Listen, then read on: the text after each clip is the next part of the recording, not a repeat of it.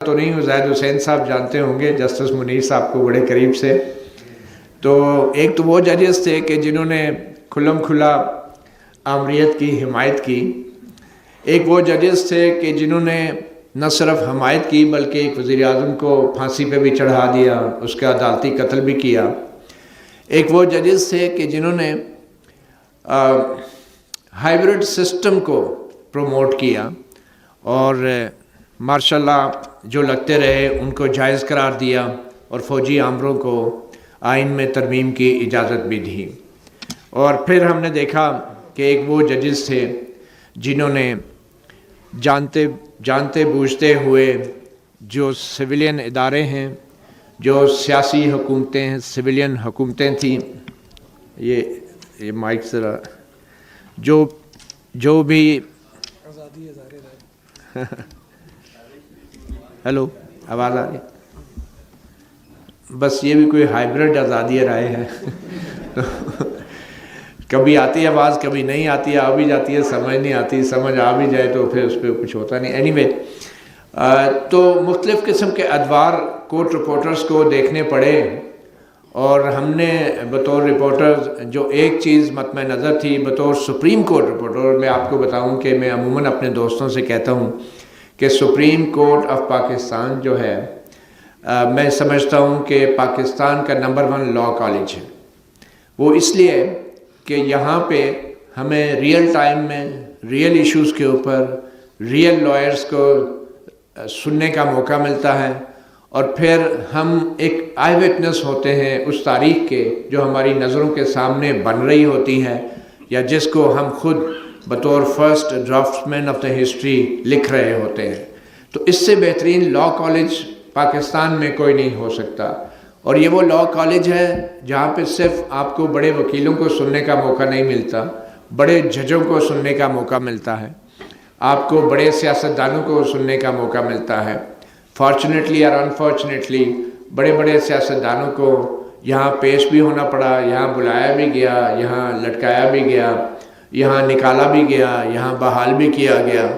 تو یہ ایک قسم کا بہت ہی ایک آئیڈیل ایجوکیشنل انسٹیٹیوشن بھی ہے،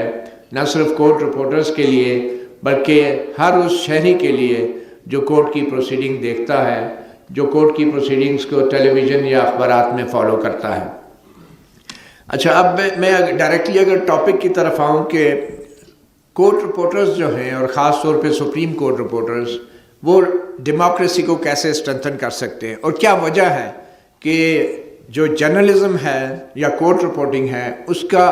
واحد مقصد، پبلک انٹرسٹ تو ڈیفینیٹلی ہے، اس کا واحد مقصد یہی ہونا چاہیے کہ as a court reporter he is the watchman he, is از دی، جس کو کیا کہتے ہیں، watch guard of democracy. Because democracy ہوگی تو پھر جرنلزم بھی ہوگی، تمام فنڈامنٹل رائٹس بھی اویلیبل ہوں گے. اور why Supreme Court? Because Supreme Court is the court of last resort. یہاں پہ اگر فیصلے ہو گئے ایک بار تو پھر ان کے اثرات ہمیں نسلوں تک فیس کرنے پڑتے ہیں. تو یہ وہ کورٹ آف لاسٹ ریزورٹ ہے کہ جہاں پہ اگر سپریم کورٹ کا رپورٹر وہ صرف اور صرف ایک ڈی ایس پی یا ایس ایچ او کی طرح قانون کے پر عمل درآمد یا قانون کی تشریح کے اوپر انحصار کرتے ہوئے لوگوں کے حوالے سے رپورٹنگ کرتا ہے تو وہ کافی نہیں ہے. میرے خیال میں سپریم کورٹ اور سپریم کورٹ کا رپورٹر، ان دونوں کی سب سے پہلی ترجیح آئین پاکستان ہونا چاہیے اور آئین کے اندر دیے گئے بنیادی حقوق ہونے چاہیے. انفارچونیٹلی ہمارا ڈفرینٹ رول ہے سپریم کورٹ میں. ایک تو حقائق کو بیان کرنا، وہ حقائق جو ایک رپورٹر دیکھتا ہے، اینڈ فارچونیٹلی اب لائیو ٹیلی کاسٹ کے ذریعے لوگ خود بھی دیکھ رہے ہوتے ہیں. مگر دوسرا ان حقائق کو اس طریقے سے اور اس ترتیب سے بیان کرنا کہ عام شہری کو یہ معلوم ہو کہ سپریم کورٹ آف پاکستان میں ہو کیا رہا ہے. اور پھر اس کے بعد ان کو حقائق بتانے کے بعد ان کو یہ سمجھانا بھی کہ جو ہو رہا ہے وہ یہ ہے اور ہونا کیا چاہیے تھا، ماضی میں کیا ہوتا رہا ہے، اور جو ماضی میں ہوتا رہا ہے اس کی وجہ سے آج ہم جس حالت میں ہیں یا جس مرحلے میں ہیں اس کا آپس میں کیا تعلق ہے۔ تو سپریم کورٹ کا جو رپورٹر ہے اگر وہ آئین اور آئینی حقوق کو ترجیح نہیں دے گا تو پھر ہوگا کیا؟ وہی جیسے کہ آنریبل جج جسٹس عطا من اللہ نے کہا کہ بنگلہ دیش میں جو ہو رہا تھا اس وقت کے اخبارات اٹھا کے دیکھ لیں، ذوالفقار علی بھٹو کا جب ٹرائل ہو رہا تھا اس وقت کے اخبارات اٹھا کے دیکھ لیں، اس وقت بھی قانون پہ عمل درآمد ہو رہا تھا، اس وقت بھی قانون کے تحت شواہد پیش ہو رہے تھے، اس وقت بھی ججز بڑے سخت سوال جواب کر رہے تھے ذوالفقار علی بھٹو کے وکلاء سے، اور ریئل ٹائم میں ان وکلاء کے جو دلائل تھے یا ان کے جو شواہد تھے ان کو ختم کرنے کی کوشش کی جا رہی تھی۔ آج بھی سپریم کورٹ کو کچھ ایسے ہی چیلنجز کا سامنا ہے اور سپریم کورٹ کے رپورٹرز کو بھی ایسے ہی چیلنجز کا سامنا ہے۔ آج بھی قانون پہ عمل درآمد کی بات ہو رہی ہے اور آج بھی کہا جا رہا ہے کہ اگر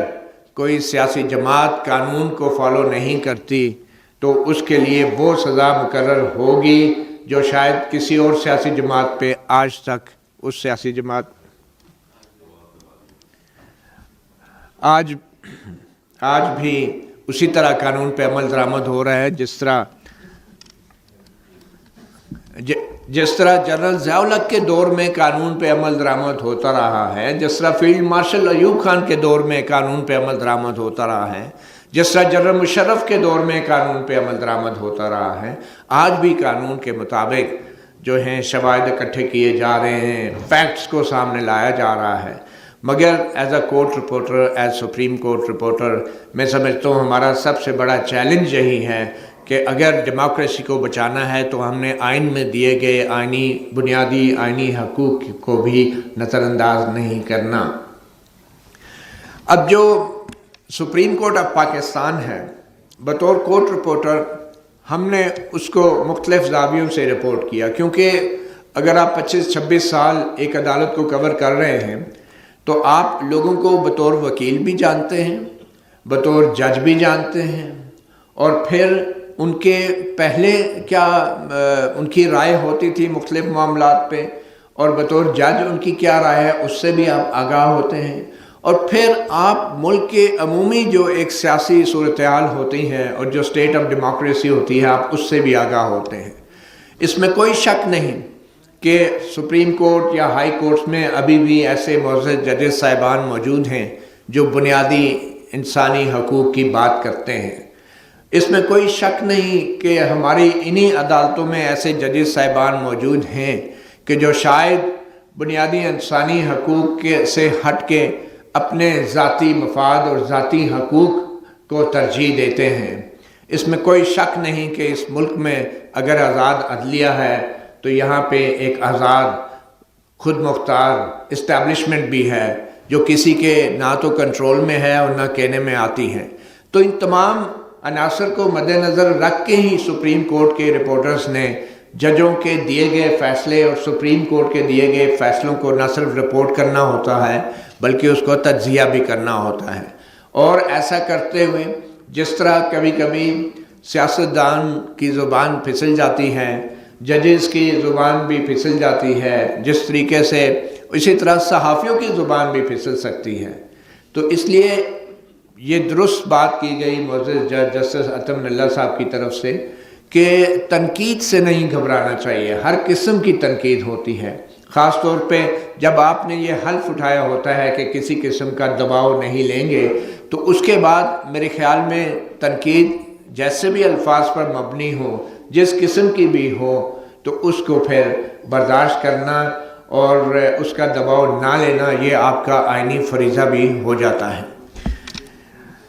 مزید میں یہ کہوں گا کہ جو لائیو رپورٹنگ اب ٹیلی ویژن کی شروع ہوئی ہے، اس سے کورٹ رپورٹنگ کو نئے چیلنجز اب فیس کرنے پڑ رہے ہیں۔ اب لوگ کہتے ہیں کہ کورٹ رپورٹرز کی ضرورت نہیں ہے، ہم تو خود براہ راست سب چیزیں سن لیتے ہیں۔